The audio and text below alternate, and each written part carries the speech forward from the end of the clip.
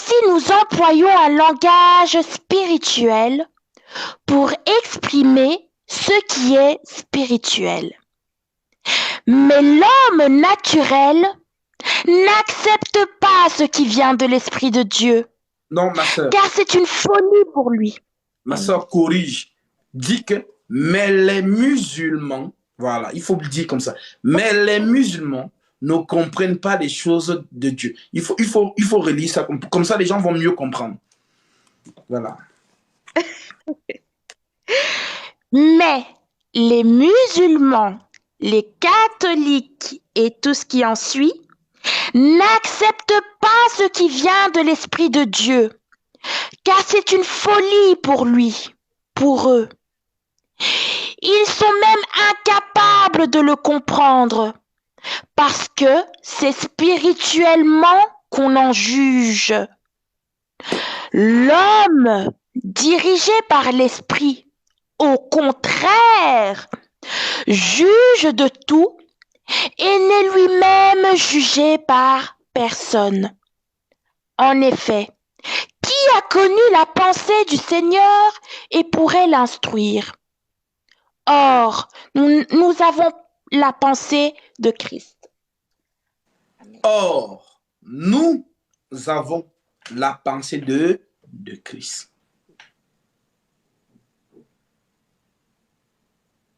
Maintenant, musulmans, catholiques, luthériens, kémites, de quel Dieu ils veulent vous parler? Donc, eux, ils n'ont même pas déjà la pensée de Dieu, mais ils veulent, non, ils sont toujours en train de prendre les Écritures. Les Écritures. C'est la folie. C'est ça qu'on appelle la folie. C'est la folie. Je vous assure que c'est la folie. La prédication de la croix est une folie pour ceux qui périssent, donc ceux qui vont mourir là. C'est une folie pour eux. Ce n'est pas moi qui ai écrit ces écritures. Ce n'est pas moi. C'est le ministère qui a travaillé avant moi. L'apôtre Paul.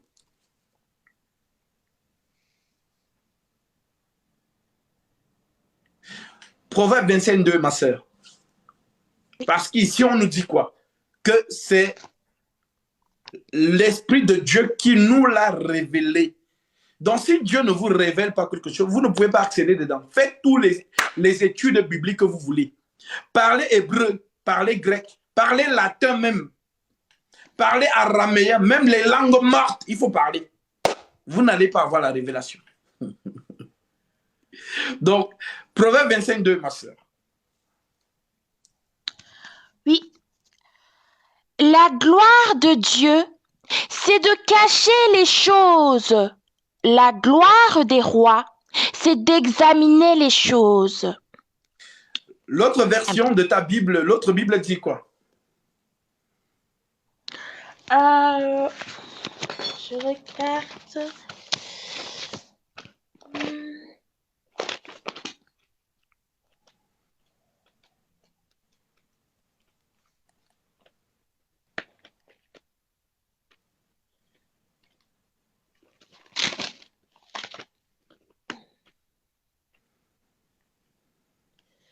Proverbe 25:2.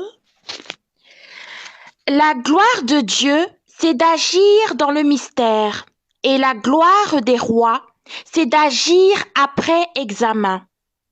D'accord. Dans la version Louis II, c'est la gloire de Dieu. C'est de cacher les choses. La gloire des rois, c'est de sonder les choses. Vraiment, peuple de Dieu, écoutez-moi bien. La gloire, Proverbe 25:2.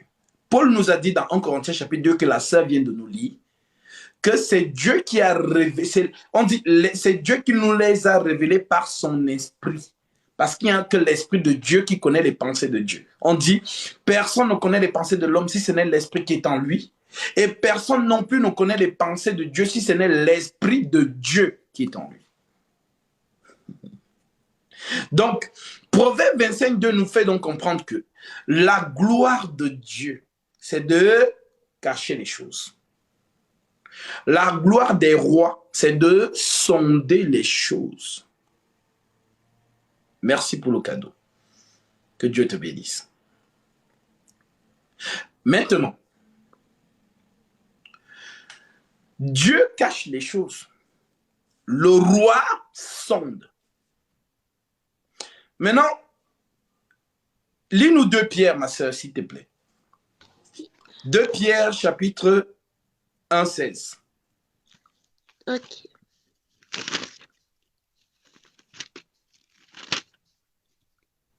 2 Pierre 1, 16. En effet, ce n'est pas en suivant des fables habilement conçues que nous vous avons fait connaître la puissante venue de notre Seigneur Jésus-Christ. Mais c'est après avoir vu sa majesté de nos propres yeux. Amen. Répète encore, peut-être ils n'ont pas compris. Ok. En effet, ce n'est pas en suivant des fables habilement conçues que nous vous avons fait connaître la puissante venue de notre Seigneur Jésus-Christ. Mais c'est après avoir vu sa majesté de nos propres yeux. Sa majesté là, c'est qui? Lis encore dans l'autre Bible que tu as là. Écoutons un peu la version aussi.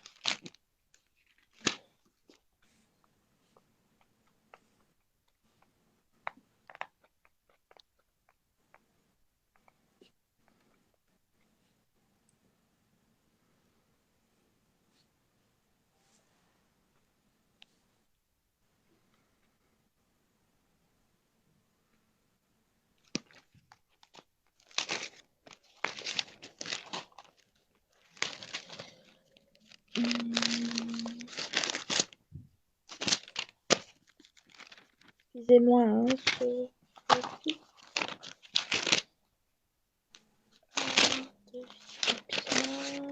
Alors, Ishami, les questions, c'est après l'enseignement. Ce n'est pas pendant l'enseignement. Donc, si tu as des questions à poser, tu notes dans un... Voilà, tu as un bloc-notes, tu notes, et puis à la fin, tu vas poser tes questions.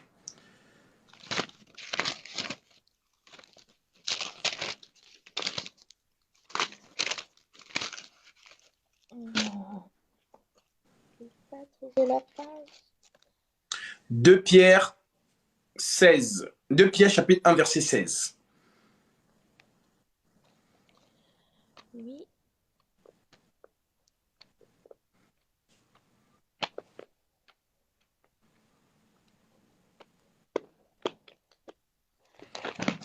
C'est pas facile avec cette Bible parce qu'il n'y a pas les...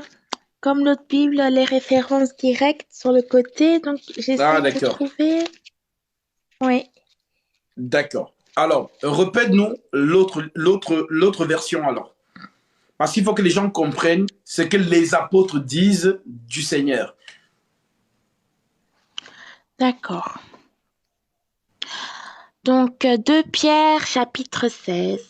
En effet, ce n'est pas en suivant des fables habilement conçues que nous vous avons fait connaître la puissante venue de notre Seigneur Jésus-Christ. Mais c'est après avoir vu sa majesté de nos propres yeux. Amen. C'est après avoir vu sa majesté de nos propres yeux. Sa majesté là, c'est lui le roi des rois. j'ai trouvé l'autre version. Vas-y dans l'autre version alors. Euh, donc 2 Pierre, chapitre 16. Chapitre 2, verset 16. Mot, Chapitre 1, verset euh, 16. ah oui, chapitre 1? Ah oui, oui, oui, ok. Ok. En effet, ce n'est pas en nous mettant à la traîne de fables sophistiquées que nous avons fait connaître la venue puissante de notre Seigneur Jésus-Christ, mais pour l'avoir vu de nos yeux dans tout son éclat. Amen. Donc, le Seigneur Jésus-Christ, là, que les apôtres ont vu, on vous dit, la gloire de Dieu, Proverbe 25:2, c'est de cacher les choses. Cacher les choses. Donc, Dieu était caché où? En Jésus. La gloire de Dieu, c'est cacher les choses. Et la gloire des rois, c'est de sonder les choses. Vous savez ce que veut dire sonder? Donc, Jésus sur terre, c'est Dieu qui cache les choses. Parler en parabole, c'est cacher les choses. Je suis en train de débroussailler autour de vous pour que lorsqu'on va entrer dans la matière, ça soit fluide pour chacun de vous. Ma sœur, Psaume 78, verset 2. Ok. Psaume 78. Parce que vous devez comprendre, Dieu là, Dieu est venu sur cette terre, Dieu, le Dieu tout-puissant. Il est venu ici. Que ça perturbe beaucoup de gens, que ça ne les perturbe pas, c'est leur problème. Mais pour vous, vous devez comprendre ces mouvements prophétiques. Donc les apôtres vous ont dit, c'est pas ayant conçu des fables habilement conçues, ayant lu les fables habilement conçues, genre les théologies, les choses des hommes là. Mais c'est comme ayant vu sa majesté. Vous savez, quand on dit majesté, vous savez ce que c'est? C'est comme ayant vu sa majesté de nos propres yeux. Sa majesté. Il est majesté d'où? C'est quelle majesté? Il est majesté d'où? Mais les apôtres vous disent, ceux qu'ils ont choisi, les 12 qu'il a choisis, ils disent que c'est comme ayant vu sa majesté de nos propres yeux. Vas-y, ma soeur. Psaume 78, 78, verset 2. Tu peux même prendre du verset 1 au verset 2. Oui. Ok. Fidélité de Dieu au cours de l'histoire d'Israël. Mon peuple écoute mes instructions, prête l'oreille aux paroles de ma bouche. J'ouvre la bouche pour parler en parabole, j'annonce la sagesse du passé. Je vais prendre l'autre version. Je vais ouvrir la bouche pour une parabole et dégager les leçons du passé. Amen. Ah, Merci, ma soeur. Vous avez compris. Psaume 78, verset 2, c'est l'Éternel qui parle. Dieu d'Israël. En fait, ce que vous devez comprendre, c'est que le Messie d'Israël, c'est le Dieu d'Israël. Quand on dit Messie d'Israël, on parle du Dieu d'Israël. Parce qu'il n'y a pas deux rédempteurs en Israël, il n'y en a qu'un seul. On va comprendre tout ça aujourd'hui. Donc ici, Psaume 18, 78 vous dit, c'est Dieu qui parle. J'ouvrirai, c'est dans le futur, ma bouche en parabole. Et je prononcerai les énigmes des temps d'autrefois. C'est quoi une énigme? Vous avez tous fait des devinettes à la maison, n'est-ce pas? Moi, je me souviens quand on était plus jeune, on jouait aux devinettes. Devinette nette. Je suis le seul blanc dans une planète rouge. Qui suis-je? Voilà comment, on s'arrachait des plats de nourriture à la maison. Voilà, si tu as ton biscuit, j'apporte la devinette. Si je trouve, je prends ton plat de biscuits, tes fourrés, tes yaourts ou quoi que ce soit. Donc, vraiment, c'était chaud à la maison, pas des devinettes. Donc, une devinette, c'est quoi? C'est une énigme. C'est une parabole. Maintenant, c'est l'Éternel lui-même qui vous dit. Relis encore ma sœur, s'il te plaît. Comme ça, ils vont comprendre. Psaume 78, verset 2. Fidélité de Dieu au cours de l'histoire d'Israël. Mon peuple écoute mes instructions, prête l'oreille aux paroles de ma bouche. J'ouvre la bouche pour parler en parabole, j'annonce la sagesse du passé. Amen. Deuxième version. Amen. Vas-y. Ô mon peuple, écoute ma loi. Tends l'oreille aux paroles de ma bouche. Je vais ouvrir la bouche pour une parabole et dégager les leçons du passé. Amen. Donc, frères et sœurs en Christ, le Dieu d'Israël vous déclare qu'il ouvre sa bouche en parabole, en devinette. Donc, toute la Bible que vous avez là, ce sont des devinettes. Donc, ce n'est pas ce que tu lis, c'est ce que tu dois comprendre. Non, c'est une devinette. Donc, quand vous voyez les musulmans courir partout, mais Jésus, ils courent avec des devinettes. Ce sont des devinettes. Ah, Seigneur. Permets-leur de comprendre ça. Ce sont des devinettes. Les catholiques ont pris les devinettes. Ils ont même dessiné la colombe. Ils ont mis « Saint-Esprit ». Voilà le danger de la devinette. Ce sont les devinettes. Le seul endroit dans ce livre où il n'y a pas la devinette, c'est dans les épîtres. Acte 2, descente du Saint-Esprit, jusqu'à l'épître de Jude. Voilà le seul endroit où ce n'est pas devinette. C'est l'Esprit lui-même qui parle ouvertement. Maintenant que vous avez compris la prophétie, parce que psaume est une prophétie. Jésus dit, la loi, les psaumes et les prophètes ne parlent que de moi. Vous voulez qu'il parle de qui d'autre? Toutes ces choses-là ne parlent que de moi. Je suis le mystère. Je suis moi le mystère.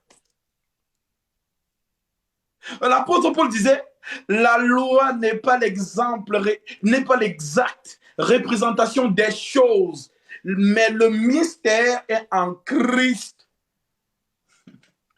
Donc, toutes ces choses qui étaient écrites dans Genèse, Exode, Deutéronome, Nombre, Lévitique, Josué, les prophètes jusqu'à Malachie, les psaumes, Proverbes, Ecclésiastes, toutes ces choses-là ne parlent que d'une seule personne, c'est Jésus.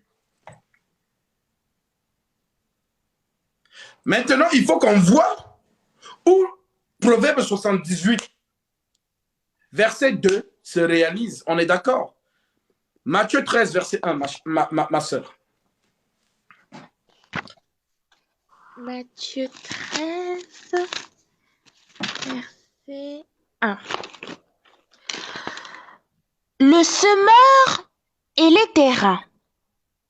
Ce jour-là, Jésus sortit de la maison et s'assit au bord du lac. La foule se rassembla autour de lui, si nombreuse qu'il monta dans une barque où il s'assit. Toute la foule se tenait sur le rivage. Il leur parla en parabole sur beaucoup de choses. Amen. Il dit, Amen. Psaume chapitre 78, verset 2. Voici la réalisation de ce verset ici. Dieu qui parle en parabole. On va vous expliquer ça comment. En tout cas, la congrégation de Christ là, il n'y a que ces enfants qui vont percer le mystère. Les totos spirituels là, ceux qui veulent utiliser leur cerveau, vous n'allez rien comprendre et vous allez en enfer avec ça.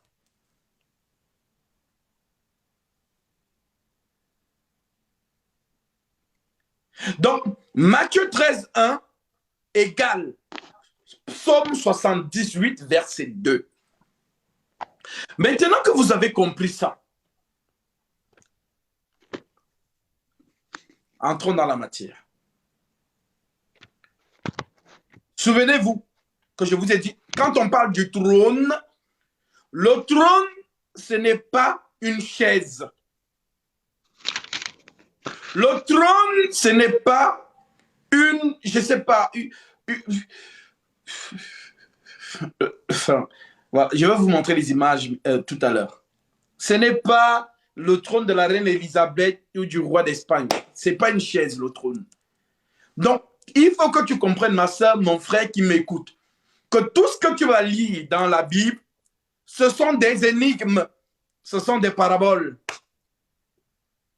Maintenant, il faut que tu viennes chez le ministère pour qu'on note, c'est-à-dire on te donne la pensée cachée derrière la parabole. C'est ça le salut.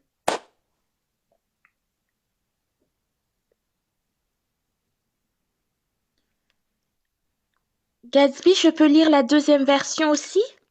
Vas-y. Les paraboles du royaume. En ce jour-là, Jésus sortit de la maison et s'assit au bord de la mer. De grandes foules se rassemblèrent près de lui, si bien qu'il monta dans une barque où il s'assit. Toute la foule se tenait sur le rivage. Il leur dit beaucoup de choses en paraboles. Amen.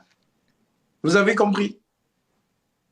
Jésus ne parlait qu'en parabole. Ma soeur, maintenant, lis-nous le verset 10, parce que même ses disciples qui l'accompagnaient étaient fâchés. Pourquoi ils sont fâchés? Il faut lire. Matthieu 10, hein? Matthieu chapitre, Matthieu chapitre 13 au verset 10. Ah, ok.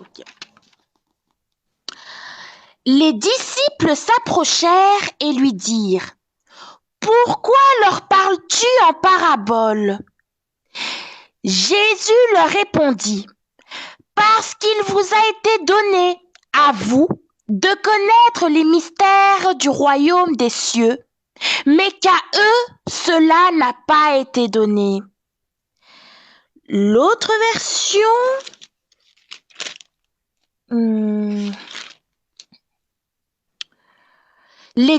Pourquoi Jésus parle en parabole?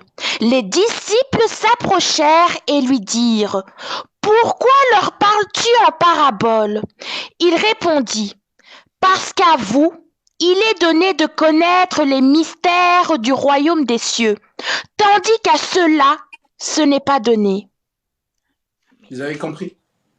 Donc, même les disciples qui n'avaient pas encore le Saint-Esprit et qui ne comprenaient pas encore les mouvements prophétiques, ne comprenaient pas que c'est le psaume 78, verset 2 qui était en train d'être réalisé dans Matthieu chapitre 13, verset 1 et verset 10. Alors il leur pose la question, il lui pose la question: mais Seigneur, pourquoi leur parles-tu en parabole? En fait, quand tu parles en parabole, personne ne comprend.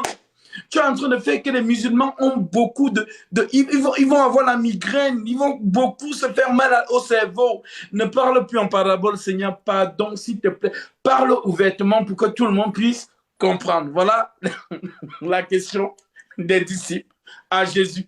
Seigneur, parle clairement. En parabole, là, personne ne comprend. Et si personne ne comprend, qui sera sauvé? Qui sera sauvé? Seigneur, parle bien. Parle clairement. Maintenant, la réponse nous intéresse. Bon, Jésus va répondre. OK. Donc, les apôtres se sont plaints. OK, maintenant, Jésus répond. Donne-nous la réponse. Verset 10. Donc, reprends le verset 10 en descendant et tu nous donnes la réponse. Les disciples s'approchèrent et lui dirent: Pourquoi leur parles-tu en parabole? Jésus leur répondit: Parce qu'il vous a été donné, à vous, de connaître les mystères du royaume des cieux, mais qu'à eux, cela n'a pas été donné. Non, il faut dire, en effet, mais aux musulmans, cela n'a pas été donné. Voilà, c'est comme ça. Voilà. Mais aux musulmans, aux catholiques, tout ce qui s'ensuit, cela n'a pas été donné. En effet, on donnera à celui qui a, et il sera dans l'abondance, mais à celui qui n'a pas, on enlèvera même ce qu'il a. C'est pourquoi je leur parle en parabole, parce qu'en voyant, ils ne voient pas, et qu'en entendant, ils n'entendent pas et ne comprennent pas. Pour eux, s'accomplit cette prophétie d'Ésaïe. Vous aurez beau entendre, vous ne comprendrez pas. Vous aurez beau regarder, vous ne verrez pas. En effet, le cœur de ce peuple est devenu insensible. Ils se sont bouchés les oreilles et ils ont fermé les yeux, de peur que leurs yeux ne voient, que leurs oreilles n'entendent, que leur cœur ne comprenne, qu'ils ne se convertissent et que je ne les guérisse. Amen. Amen.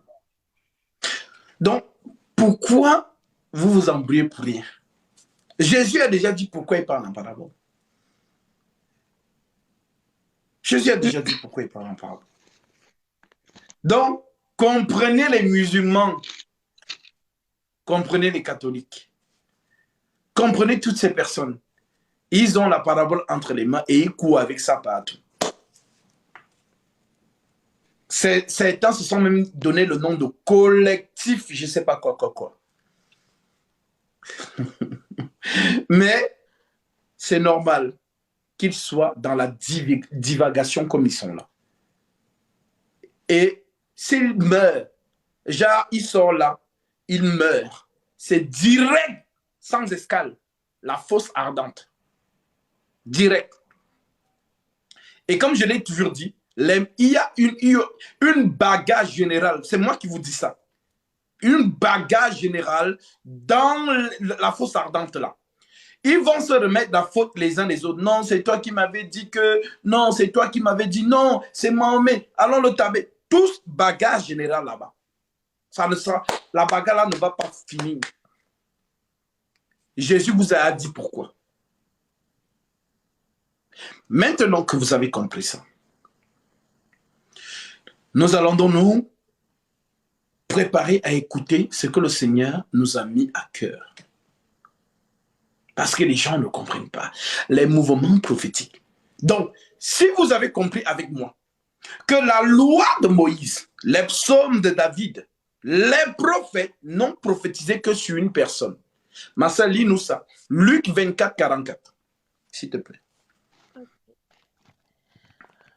Luc...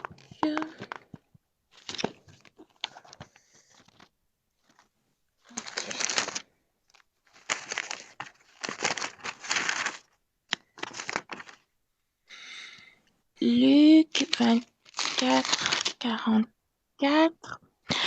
Puis il leur dit, c'est ce que je vous disais lorsque j'étais encore avec vous. Il fallait que s'accomplisse tout ce qui était écrit à mon sujet dans la loi de Moïse, dans les prophètes et dans les psaumes. Répète, s'il te plaît, pour qu'ils écoutent. Puis il leur dit, c'est ce que je vous disais lorsque j'étais encore avec vous.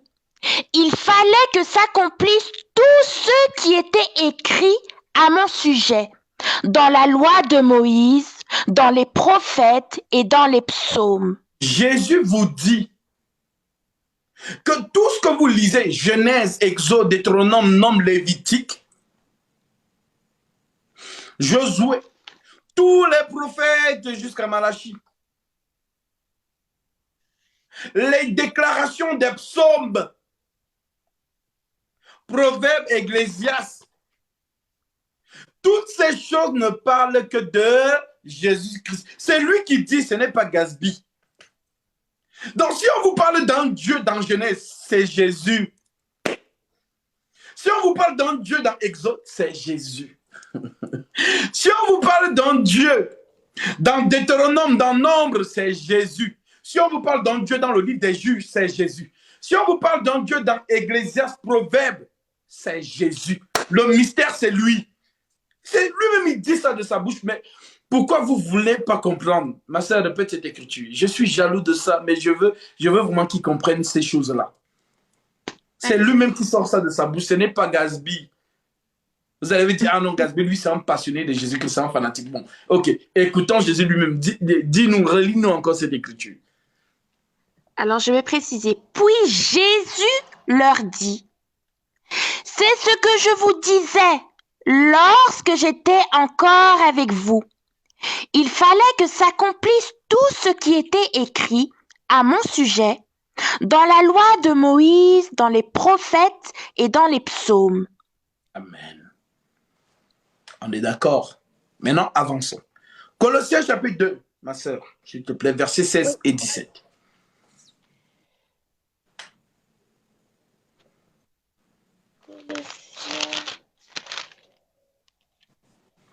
Là, nous sommes en train de débroussailler tous les zones d'ombre que vous avez dans l'esprit là. On est en train d'enlever tout ça.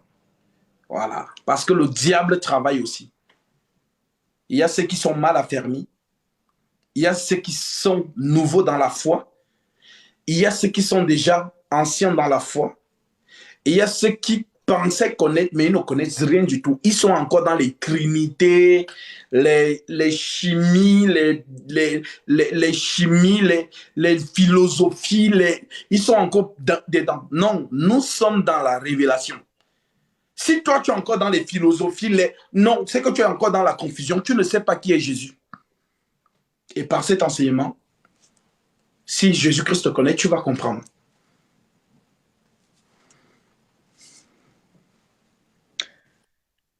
Colossiens chapitre 2, versets 16 à 17, c'est ça? Oui, oui. Que personne donc ne vous juge au sujet du manger ou du boire, ou à propos d'une fête, d'un nouveau mois ou du sabbat. Tout cela n'est que l'ombre des choses à venir, mais la réalité est en Christ. Alléluia. Donc, tout ce que vous dit la loi, les psaumes, les prophètes, on vous dit que c'est l'ombre des choses à venir. L'ombre, c'est quoi? C'est une silhouette. Mes amis, l'ombre, quand on dit l'ombre, c'est une silhouette. Je vais encore faire la démonstration pour qu'ils essayent de comprendre. Parce que ça, on est jaloux de ces enseignements.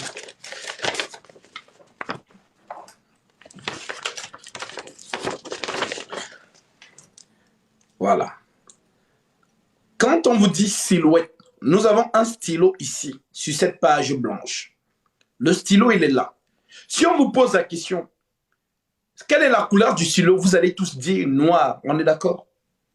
Si on vous pose la question, est-ce que le stylo a des taches dorées? Vous allez dire oui. Vous voyez tout le stylo dans sa perfection. Il est noir, il a des taches dorées, ainsi de suite. Maintenant, ce stylo que vous voyez a une ombre, et j'espère que vous la voyez, l'ombre. L'ombre du stylo, elle est là. Vous voyez tous la silhouette du stylo? Si le stylo bouge, l'ombre bouge. Si le stylet bouge encore, l'ombre bouge. Si le stylo s'éloigne, l'ombre s'éloigne. Si le stylo se rapproche, l'ombre se rapproche. Maintenant, quelle est la différence entre le stylo et son ombre? La différence est que lorsque tu regardes l'ombre, tu ne vois aucun détail. Tu ne vois qu'une image, mais tu ne vois aucun détail. Tu ne sais pas si l'ombre est noire, si l'ombre est rouge. Tu ne vois aucun détail. C'est pourquoi Paul, donc, qui a compris les choses que je suis en train de vous expliquer, Paul vous dit donc alors que la loi n'était que l'ombre des choses à venir. Mais le mystère est dans le stylo. Voici le mystère ici. Maintenant, le stylo, si on ne voit pas, il est invisible. Mais l'ombre, L'ombre est visible. Donc, vous avez vu un homme qu'on appelle Jésus sur la terre. Mais Jésus là, qu'est-ce que Gabriel, l'ange là, lui dit quoi de l'homme là? Luc chapitre 1, verset 38. On va entendre ce que l'ange Gabriel dit de cet homme. Luc 31, Luc 1, verset 38, autant pour moi. On peut même prendre à partir du verset... un instant.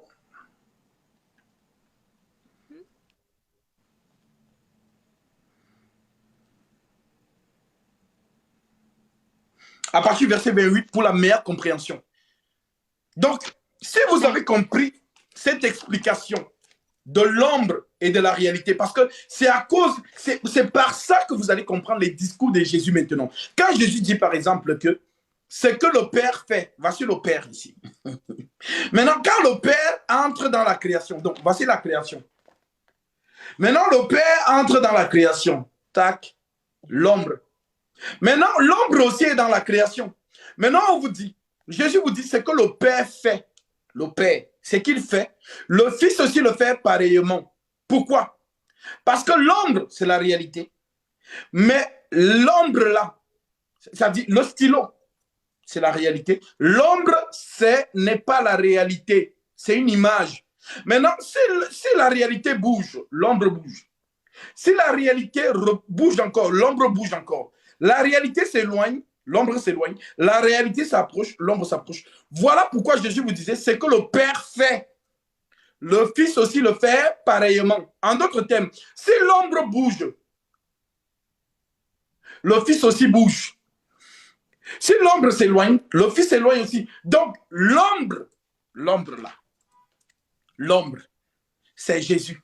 La réalité, c'est Dieu, Christ.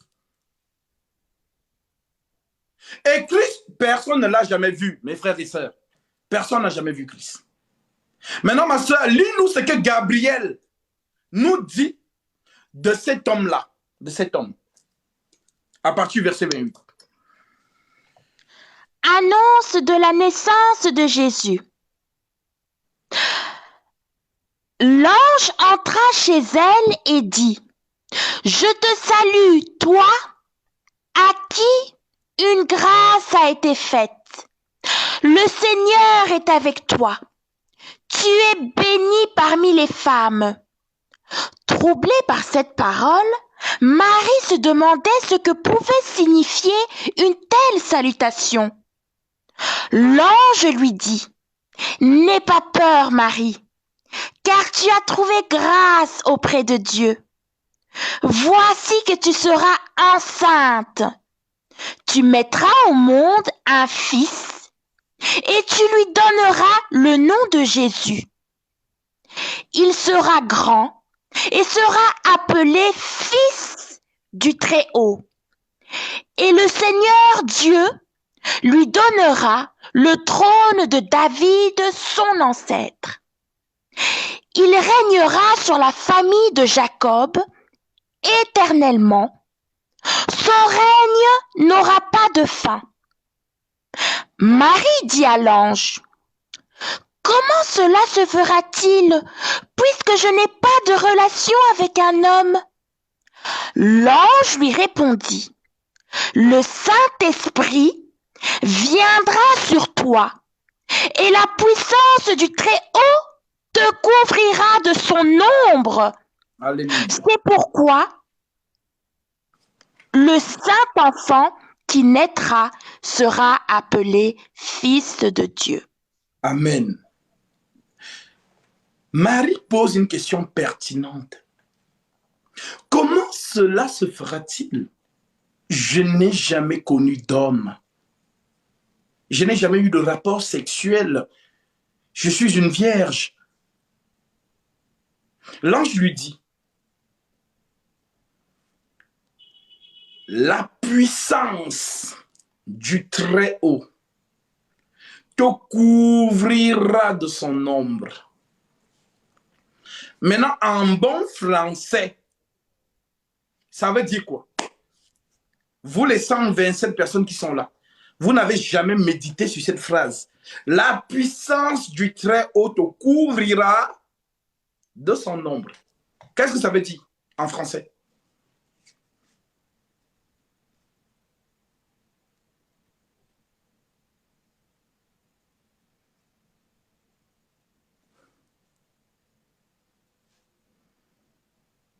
La puissance du Très-Haut te couvrira de son ombre.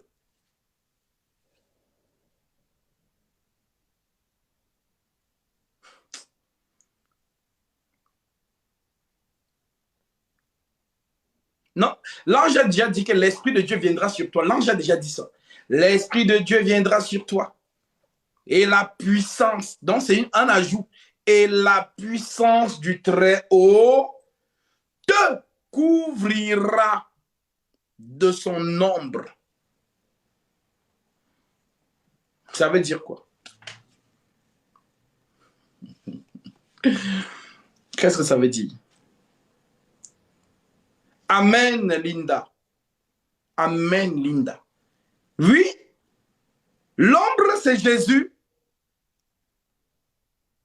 La puissance du Très-Haut, c'est l'ombre. Donc, la puissance du Très-Haut te couvrira de son ombre. Donc, Marie, ce qui était dans son ventre là, c'était une ombre. Voilà donc pourquoi lorsque Paul comprend ça, Paul vous dit, il est l'image du Dieu invisible. Dieu, personne ne l'a vu. Personne ne l'a jamais vu. Christ, personne ne l'a jamais vu. Mais les gens ont vu qui? Les gens ont vu l'ombre de Christ. Oh Seigneur Jésus-Christ. Les gens ont vu l'ombre de Christ. Personne n'a jamais vu Christ. Ma soeur, 1 Timothée chapitre 6, verset 14 à 16.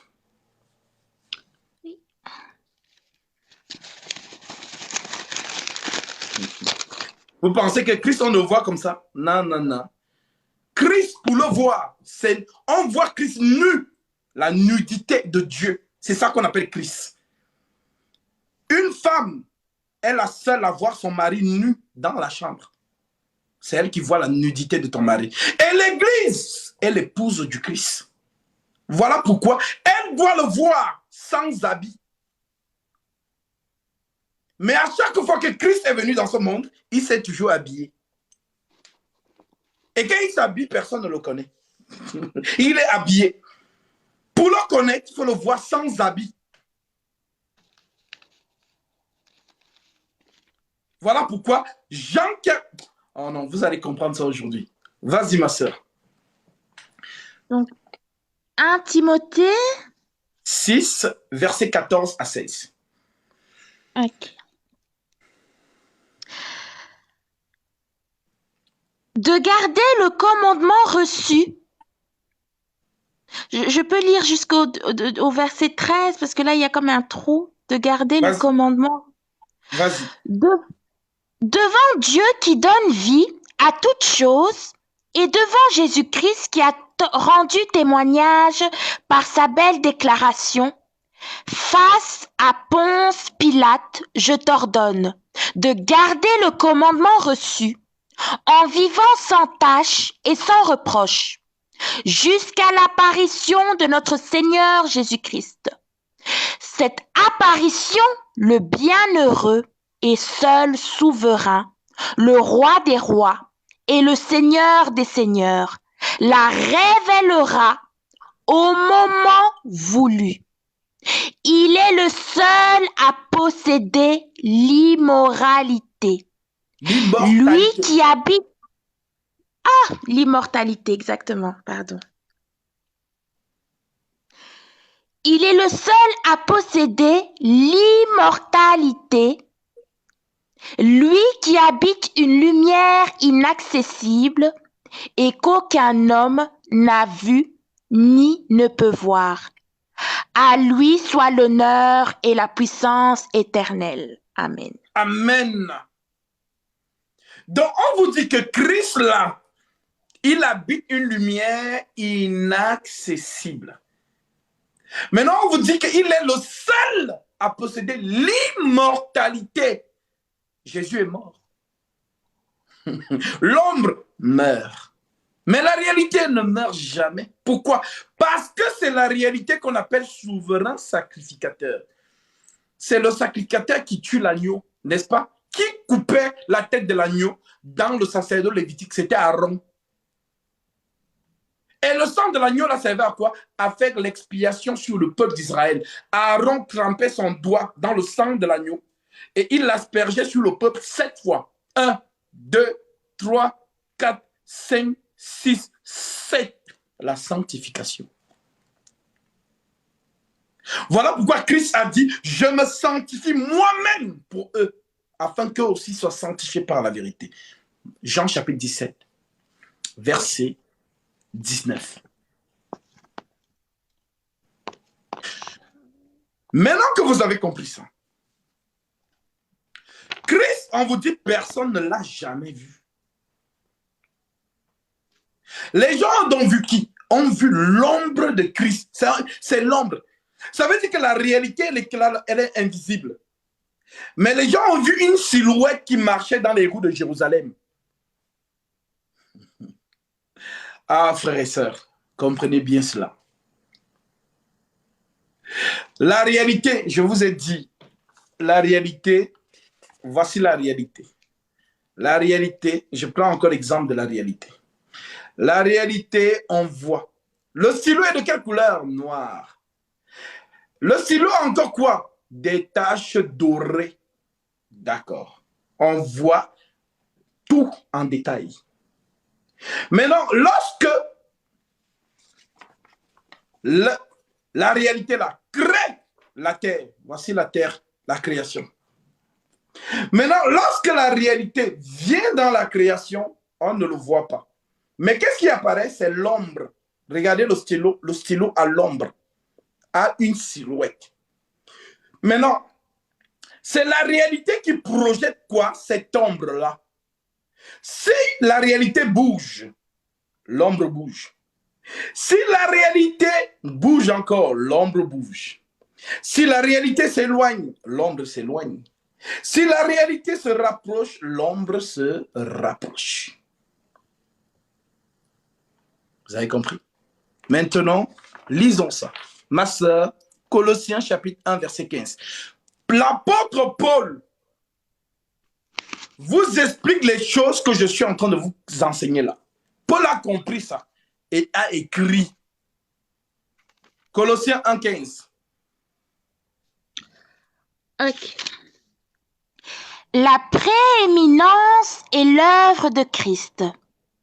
Le Fils est l'image du Dieu invisible. Amen. Le premier-né. Continue. Le premier-né de toute la création. Amen. En effet. Amen. Le Fils est l'image du Dieu invisible. Le premier-né de toute la création. Yes. Maintenant, on va ajouter notre écriture. Hébreux chapitre 1, ma sœur, verset 3 en descendant. Oui. Hébreux chapitre 1. Hébreux chapitre 1, à partir du verset 1 jusqu'au verset 3. Écoutez très bien. Voilà, les totos spirituels là. Vous, comment on appelle, les gens qui utilisent leur cerveau là, restez dans votre cerveau. Ce que Christ est en train de faire comprendre, que Dieu vous bénisse. Voilà. Lis maintenant. Christ supérieur aux anges. Après avoir autrefois, à de nombreuses reprises et de bien des manières, parlé à nos ancêtres par les prophètes, Dieu, dans ces jours qui sont les derniers, nous a parlé par le Fils. Il a établi héritier de toutes choses, et c'est par lui aussi qu'il a créé l'univers. Le Fils est le reflet de sa gloire et l'expression de sa personne. Amen. Continue, continue. Il soutient tout par sa parole puissante. Amen. Donc, le Fils, c'est la parole.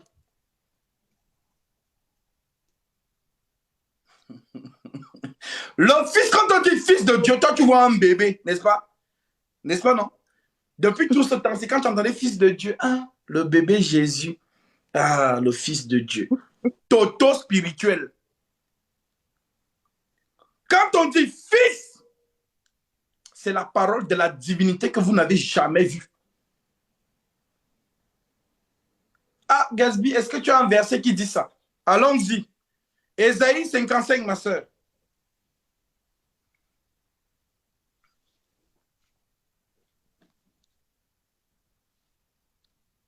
Ça a bugué, j'ai pas entendu ce que tu as. Ésaïe 55. Ok. Ésaïe.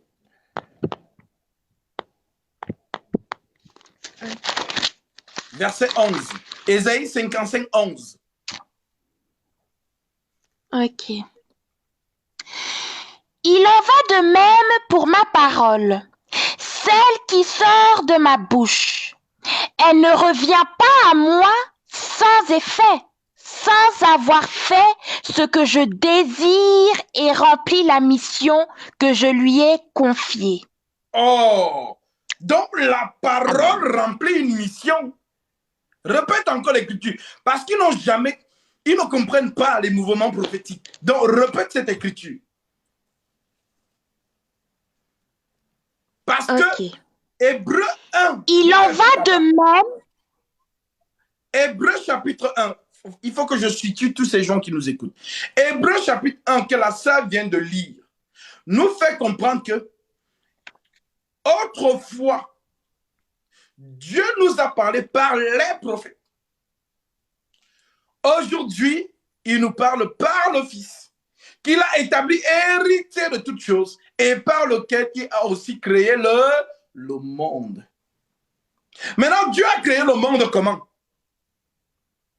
Par la parole. Maintenant, Ésaïe vous dit donc, Ésaïe 55, verset 11, lisons. Il en va de même pour ma parole, celle qui sort de ma bouche. Elle ne revient pas à moi sans effet, sans avoir fait ce que je désire et rempli la mission que je lui ai confiée. Amen. Il y a une mission. Et la parole vient faire quoi? Exécuter la mission de la divinité. Maintenant, la mission là, c'est quoi? Ésaïe 46, verset 9 à 10. Voilà. Maintenant, vous comprenez que quand on dit fils, toi tu vois un bébé. Fils, c'est la parole. Donc quand on dit fils de Dieu, parole de Dieu.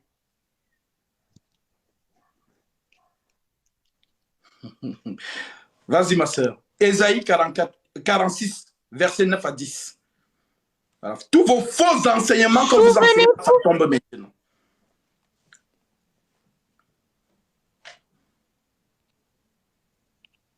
Vas-y, nous t'écoutons. Souvenez-vous de tous premiers événements. En effet, c'est moi qui suis Dieu, et il n'y en a pas d'autre. Je suis Dieu, et personne n'est comparable à moi. Je révèle dès le début ce qui doit arriver, et longtemps à l'avance ce qui n'est pas encore mis en œuvre. Je dis, mon projet se réalisera, et je mettrai en œuvre tout ce que je désire. Amen. C'est mon Amen. Donc, Dieu dit Souvenez-vous de ce qui s'est passé dès les temps anciens. Car je suis Dieu et il n'y en a point d'autre.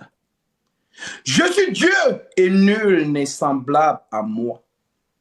Je dis, j'annonce dès le commencement ce qui doit arriver. Et longtemps d'avance ce qui n'est pas encore accompli. Je dis, mes arrêts subsisteront et j'exécuterai toute ma volonté. Maintenant, quand Dieu parle là, il parle où? L'éternité. Maintenant, cette parole-là a été prononcée où? Dans les temps anciens. Acte chapitre 5. J'ai écrit pour chasser tous les démons qui sont en vous.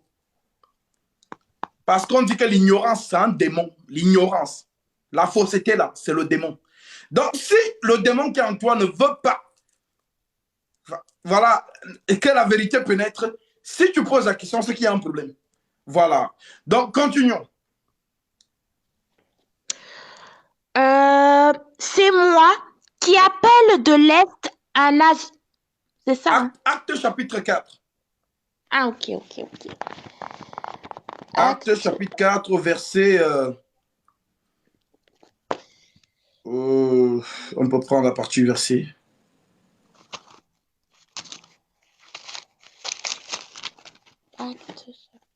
À partir du verset 27. Donc, le conseil de Dieu, vous allez découvrir ça ici. Acte chapitre 4. Tu peux même prendre à partir du verset.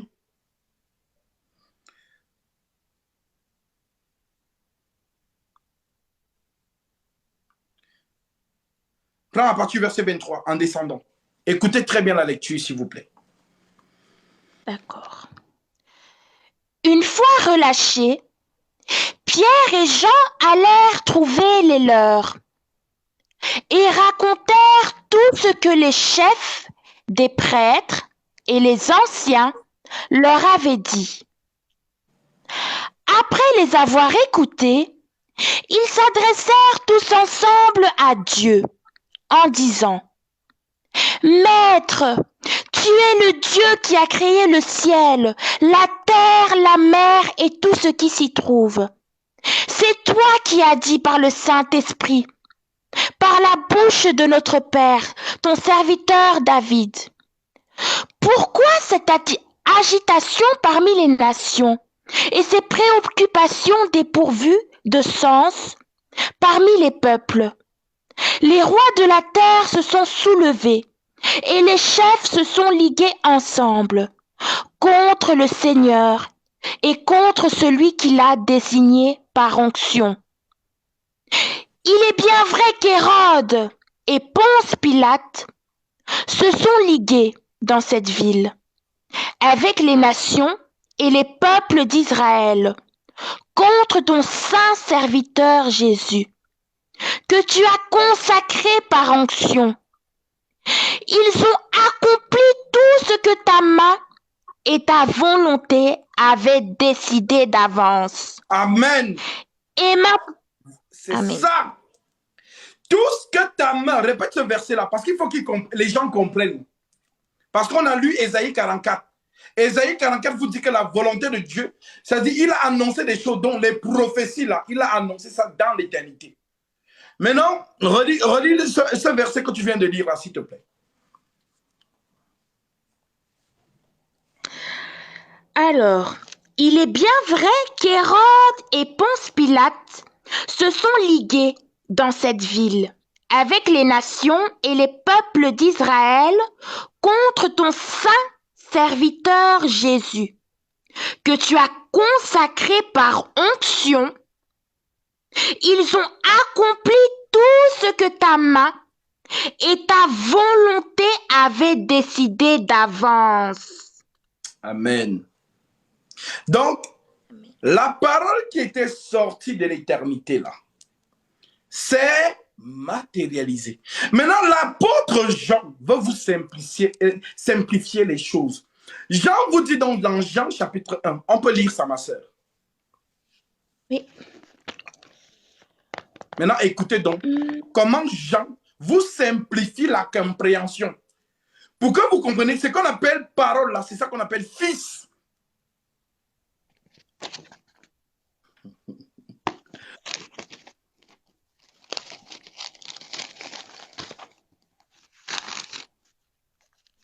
Alain Jasme va trouver le travail. C'est un démon qui a parlé en toi. Comme je suis en train d'éclairer la lumière, tu ne veux pas que la lumière jaillisse dans l'esprit des gens. Alors tu m'envoies au travail. Ne t'inquiète pas, je suis en train de travailler. Je suis ouvrier avec Christ. Donc tu préfères que j'aille gagner l'argent que de sauver les âmes. C'est l'esprit démoniaque qui est en toi qui a parlé. Je vous fais mal, je sais. Mais nous sommes là pour éclairer. Voilà, c'est de ça qu'il s'agit. Vas-y ma soeur.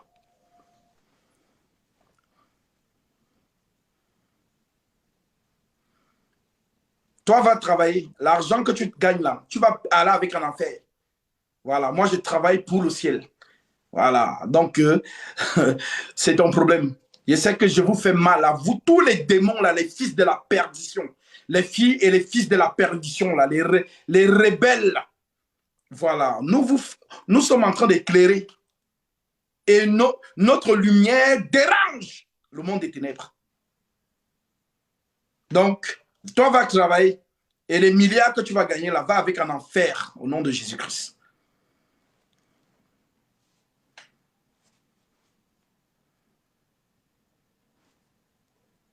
Tu as trouvé la page, ma soeur?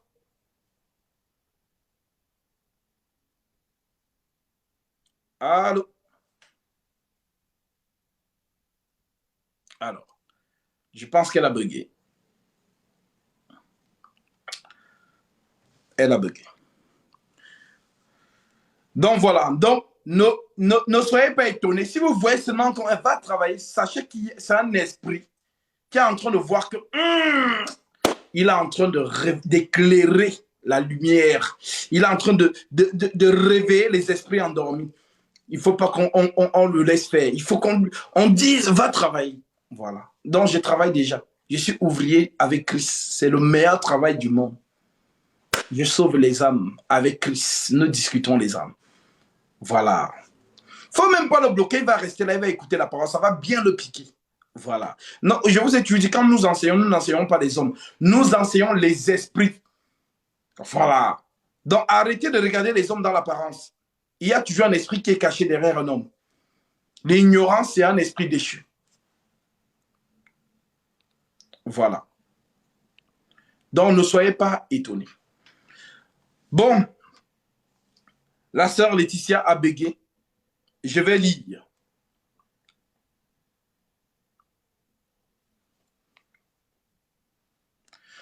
Dont on vous fait comprendre.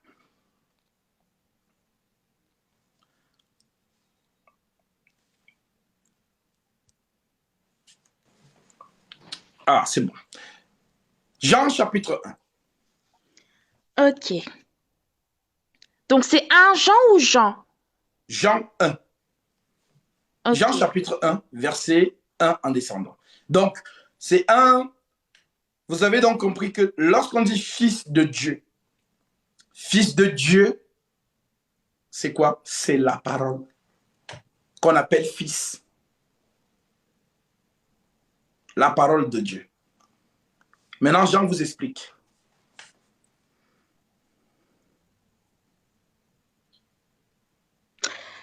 L'incarnation de la parole. Au commencement, la parole existait déjà. La parole était avec Dieu et la parole était Dieu. Elle était au commencement avec Dieu. Tout a été fait par elle et rien de ce qui a été fait n'a été fait sans elle. En elle, il y avait la vie, et cette vie était la lumière des êtres humains.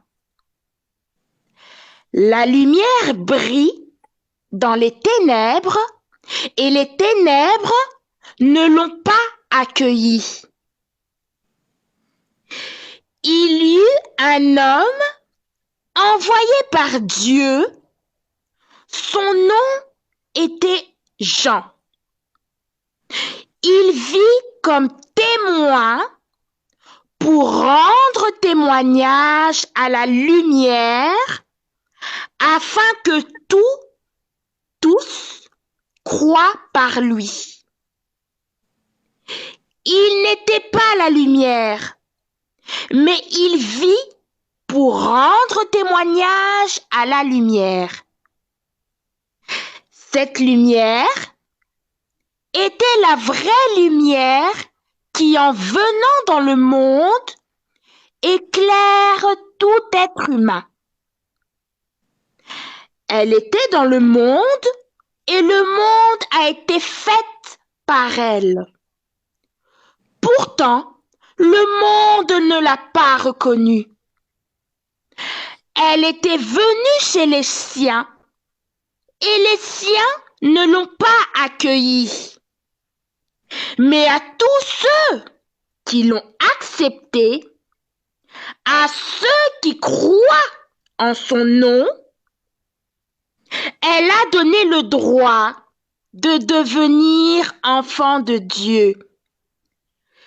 Puisqu'ils sont nés non du fait de la nature, ni par une volonté humaine, ni par la volonté d'un mari, mais qu'ils sont nés de Dieu. Et la parole s'est faite homme. Elle a habité parmi nous, pleine de grâce et de vérité. Et nous avons contemplé sa gloire, une gloire comme celle du Fils unique, venu du Père. Amen. Maintenant, prends directement Hébreu 1 que tu as lu. Donc, on vous a fait comprendre que cette parole-là, elle est devenue chair. Cette parole que Ésaïe dit, la parole ne sort pas de ma bouche et elle ne revient pas à moi sans avoir accompli tout ce qui, toute la mission que je lui ai donnée. Donc, cette parole-là est devenue chair. La parole qui a tout créé, la parole qui donne même aux musulmans la respiration là. C'est par cette parole qu'ils respirent. Mais les totaux spirituels disent que la parole n'est pas Dieu. Ce souffle-là va vous être retiré et vous allez aller en enfer. C'est là-bas que vous allez aller bagarrer avec Mahomet. Maintenant, relis-nous le verset Hébreu chapitre 1, à partir du verset 1 en descendant. Parce qu'ici, on vous dit que cette parole est la véritable parole en venant dans le monde éclaire tout homme. Donc, cette parole est devenue chair et elle a habité parmi nous, pleine de grâce et de vérité. Et nous avons contemplé sa gloire comme la gloire du Fils unique venu du Père. Maintenant, Hébreu chapitre 1 nous résume ça. Voilà là où Paul appelle ça. Christ supérieur aux anges.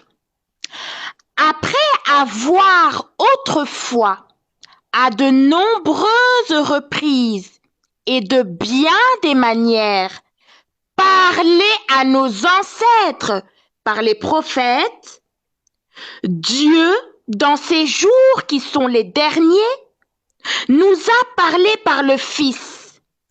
Il a établi héritier de toutes choses, et c'est par lui aussi qu'il a créé l'univers. Vous avez compris? Le Fils. Vous avez compris? Continue, ma soeur, continue. Le Fils est le reflet de sa gloire et l'expression de sa personne. Amen. Il soutient tout par sa parole puissante.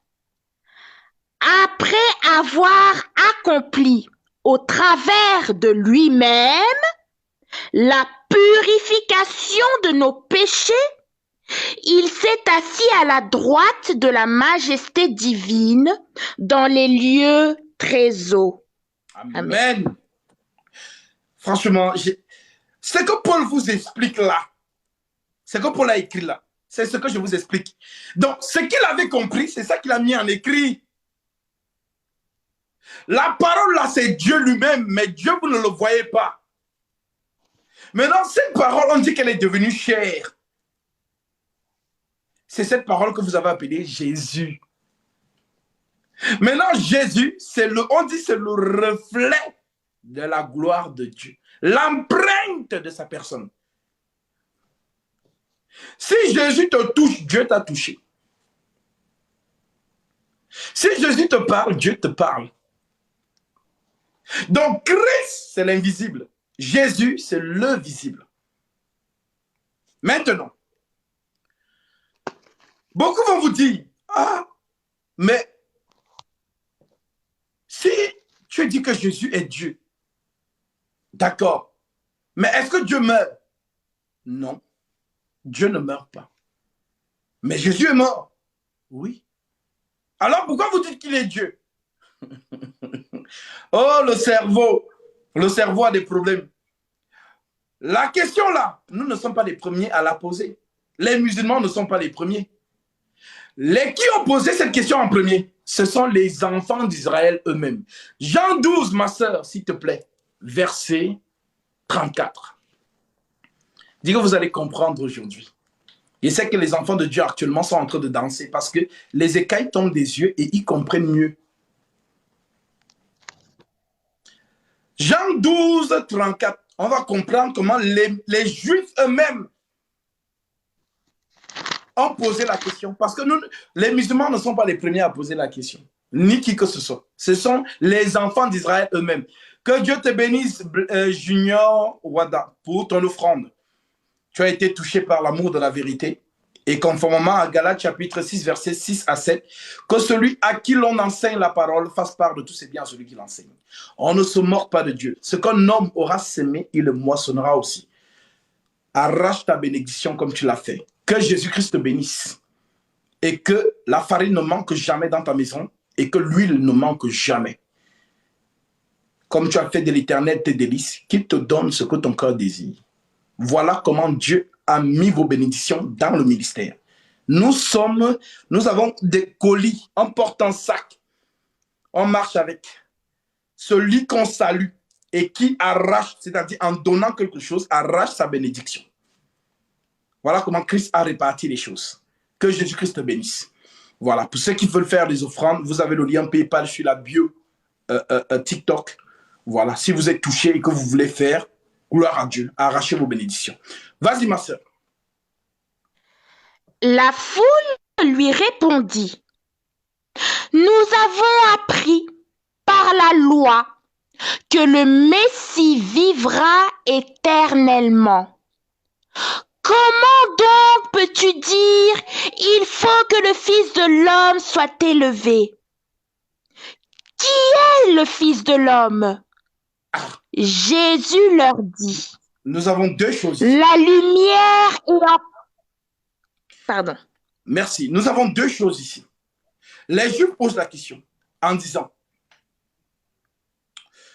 nous avons appris, selon la loi de Moïse, que le Christ demeure éternellement.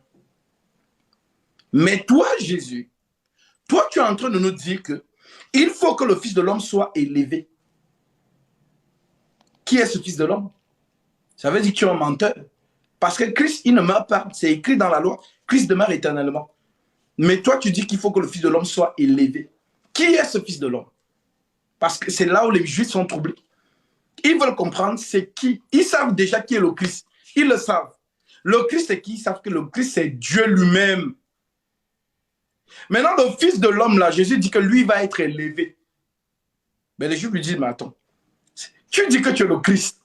Et en même temps, tu dis que tu es le Fils de l'homme. Mais si tu étais le Christ là, bah, le Christ ne meurt pas. Mais toi, tu dis que tu es Fils de l'homme, que le Fils de l'homme sera élevé. Bah, qui est ce Fils de l'homme finalement? Vous avez compris la question?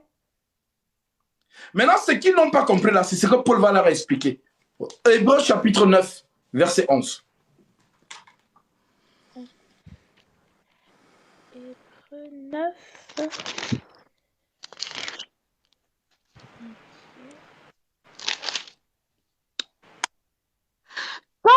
Christ, il est venu comme grand prêtre des biens à venir. Il a traversé le tabernacle, plus grand et plus parfait, qui n'est pas construit par la main de l'homme, c'est-à-dire qui n'appartient pas à cette création. Et il est entré une fois pour toutes dans le lieu très saint, non pas avec le sang de bouc et de jeunes taureaux, mais avec son propre sang. Il nous a ainsi obtenu un rachat éternel. En effet, le sang des boucs et des taureaux, ainsi que la cendre d'une vache, dont on asperge ceux qui sont souillés, les rendent saints, en leur procurant une pureté rituelle. Si tel est le cas, le sang de Christ, qui s'est offert lui-même à Dieu par l'Esprit éternel, comme une victime sans défaut, purifiera d'autant plus votre conscience des œuvres mortes, afin que vous serviez le Dieu vivant. Voici pourquoi il est le médiateur d'une alliance nouvelle. Sa mort est intervenue pour le rachat des transgressions commises sous la première alliance, afin que ceux qui ont été appelés reçoivent l'héritage éternel promis. Amen. Amen. Maintenant, on nous dit que Christ a versé son propre sang. Mes amis, Christ c'est l'Esprit. Maintenant, expliquez-moi comment l'Esprit a le sang. L'Esprit n'a pas de sang. Mais pourquoi l'Écriture vous dit donc que Christ a versé son propre sang? Tout simplement pour vous faire comprendre que Christ, l'Esprit, a porté son corps. Maintenant, il est venu comment? Parce que dans le sacerdoce lévitique, mes frères et sœurs, il y avait un culte qu'on appelait le culte lévitique. Et ce culte servait à quoi? À expier les péchés des enfants d'Israël.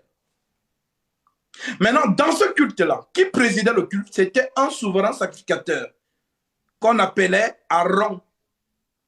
Que Dieu te bénisse, Herbeno, pour ton offrande. Que Dieu te bénisse abondamment. Que la farine ne manque jamais dans ta maison. Et que l'huile ne manque jamais dans ta maison. Tu fais de l'Éternel des délices et qu'il te donne tout ce que ton cœur désire. Voilà.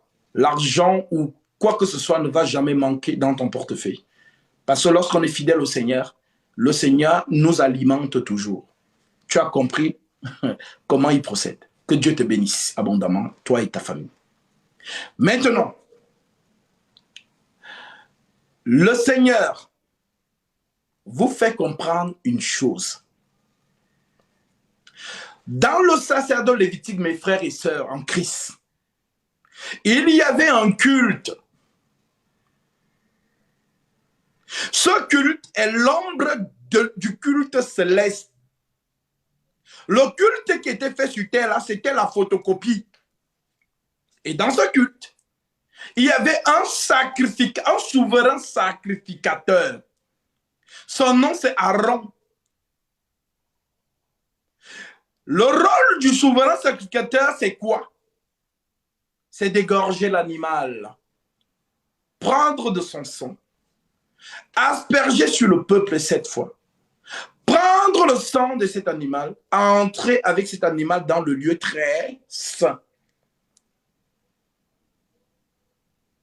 Maintenant, c'est le culte lévitique. Maintenant, Ce mouvement est l'ombre. La réalité, c'est Jésus. L'animal qu'on sacrifiait toujours dans le sacerdoce lévitique préfigurait qui? Jésus-Christ.